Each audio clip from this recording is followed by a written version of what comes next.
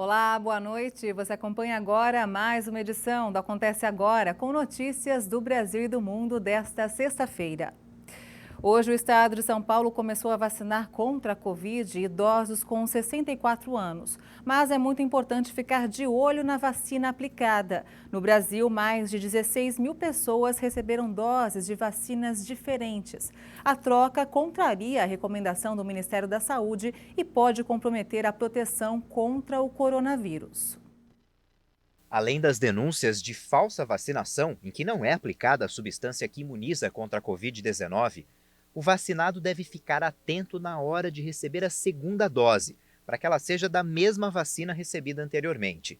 Pelo menos 16.500 brasileiros tomaram a primeira dose da vacina contra a Covid de um fabricante e a segunda de outro. A troca entre doses da Coronavac e da AstraZeneca, ou vice-versa, está registrada no DataSUS, o sistema de informações do Ministério da Saúde. O problema foi notado principalmente na vacinação dos profissionais de saúde, em 7 de cada 10 situações. Não há estudos que atestem qual é a eficácia da imunização se os fabricantes são diferentes, ou seja, se a pessoa está realmente protegida. Também não é possível saber qual é a segurança da mistura dos dois imunizantes no corpo humano. A recomendação do Ministério da Saúde é que cada pessoa receba as 2 doses do mesmo fabricante. O levantamento considerou 3,5 milhões de pessoas que foram vacinadas no primeiro mês da campanha e tomaram a segunda dose até 8 de abril. O erro foi registrado em quase todos os estados do país, com exceção do Acre e do Rio Grande do Norte. São Paulo foi o estado com o maior número de ocorrências, quase 4.500.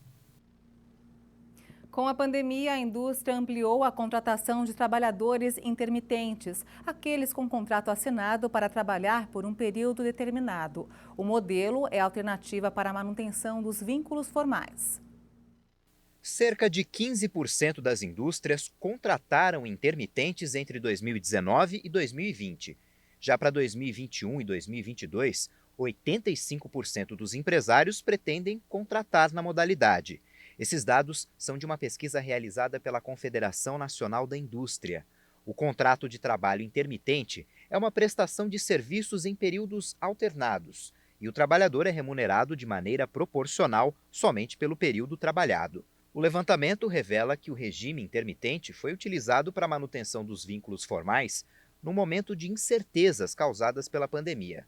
Segundo a pesquisa, a maior parte desses trabalhadores da indústria, cerca de 67%, trabalha no chão de fábrica. Na sequência, vêm os que trabalham com serviços de conservação e limpeza, com 20%, e com transportes, 18%. A soma passa dos 100% porque alguns atuaram em mais de uma atividade.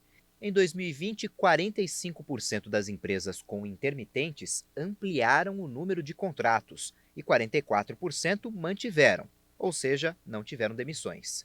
Um dos motivos apontados foi a rápida adequação da força de trabalho à flutuação da demanda. E vamos agora ao mercado financeiro. O dólar fechou em alta nesta sexta-feira, em uma semana marcada pela novela do orçamento, pelo discurso do presidente Jair Bolsonaro na cúpula do clima e exterior favorável. A moeda norte-americana subiu 0,78% e encerrou o dia cotada a R$ 5,498 na venda. O presidente russo Vladimir Putin apoiou hoje uma proposta da Agência de Saúde do país para decretar 10 dias não úteis em maio. O objetivo é conter a pandemia de coronavírus. Os primeiros 10 dias de maio não serão dias úteis na Rússia. O presidente Vladimir Putin apoiou a proposta da Agência de Saúde russa nesta sexta-feira para conter o avanço do coronavírus. Já disse muitas vezes que, tanto em nível federal quanto regional, pedirei a todos os colegas que ouçam a opinião de especialistas e virologistas. O diretor da Agência de Saúde russa disse que a pandemia está regredindo, mas a taxa de redução de casos e mortes não tem sido tão rápida nas últimas semanas. Segundo ele, esses 10 dias de folga limitariam as viagens no transporte público e a circulação do vírus seria reduzida. Na quarta-feira, em seu discurso anual à nação, Putin disse que pretendia obter imunidade coletiva na Rússia até o outono. E no segundo dia da Cúpula do Clima, organizada pelos Estados Unidos, a discussão é sobre a importância do investimento público-privado em inovação para o desenvolvimento de uma economia sustentável. O presidente dos Estados Unidos, Joe Biden, destacou nesse segundo dia que, com as nações no mesmo caminho, é possível um futuro próspero e sustentável. E ressaltou a importância do apelo do presidente da Rússia, Vladimir Putin, para a remoção avançada do dióxido de carbono. Em seu discurso, o primeiro-ministro de Israel, Benjamin Netanyahu, prometeu reduzir a pegada de carbono de Israel até 2050. E afirmou que a cooperação nas áreas de água e energia renovável também é parte integrante da nova cooperação com os Emirados Árabes Unidos e Bahrein. Ainda hoje estão previstos debates sobre a indústria do futuro e como as ações de redução das emissões podem ser atreladas à criação de empregos, garantindo que as comunidades se beneficiem com a transição para a energia limpa. Ontem, durante o discurso na Cúpula do Clima, o presidente Jair Bolsonaro reafirmou os compromissos assumidos em carta enviada ao presidente dos Estados Unidos, Joe Biden. Bolsonaro também prometeu que a neutralidade climática vai ser alcançada até 2050. Vamos falar agora sobre vida virtual. Esse é o tema do novo livro do escritor de Mato Grosso do Sul, o douradense Tiago Nakai. Virtual Vida Real, um tema bastante oportuno para a atualidade. Eu estou falando da segunda obra literária do escritor douradense Tiago Nakai, que se aventurou nos estudos do comportamento humano dentro da internet. O livro aborda o caos gerado pelo progresso regressivo da civilização nessa era digital, mostrando os efeitos das tecnologias nas relações sociais. O escritor explica como surgiu a ideia do livro e a escolha do tema, que é bastante atual. Esse livro ele surge com uma reunião de vários pensamentos, né? Como todos nós estamos inseridos nas redes sociais, porque hoje, no século XXI, se você não tiver uma conta associada a alguma rede social, seja ela Facebook, Instagram, praticamente você não existe para o mundo virtual e, quiçá, para o real.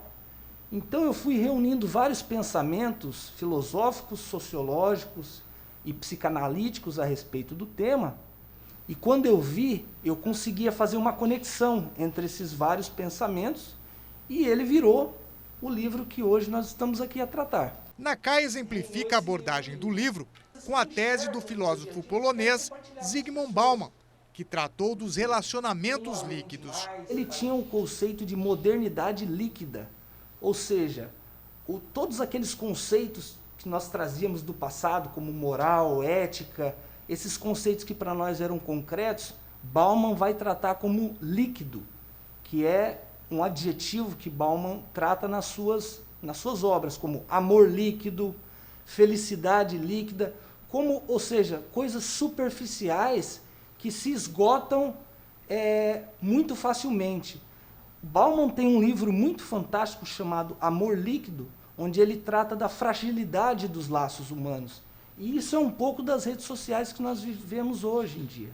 A facilidade com que você se conecta a uma pessoa e se desconecta a uma pessoa é muito grande. O escritor douradense diz ainda que os espaços virtuais têm se tornado ambientes nocivos e que é preciso aprender a usá-los com sabedoria. As redes sociais nada mais são do que um espaço coletivo onde você pode exprimir as suas vontades, a sua expressão.